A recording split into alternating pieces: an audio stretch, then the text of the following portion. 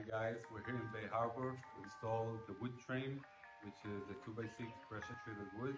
That's what the door gets attached to. And it has to be done by code, meaning we use top-con screws in a specific pattern. I'm going to show you how it works.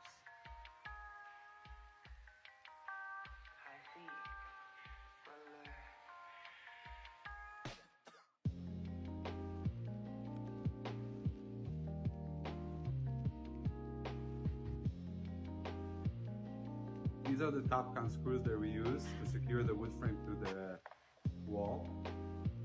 3 1/4 inch long with a washer.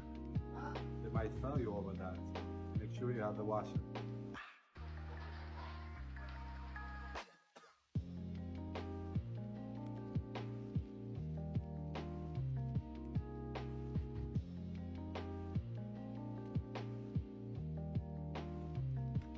So we just finished putting one side, and as you can see, this doesn't have stucco.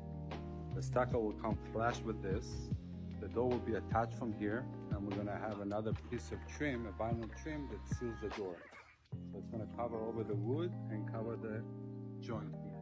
So initially when we came here, I saw that the opener is not equally aligned with the window on top.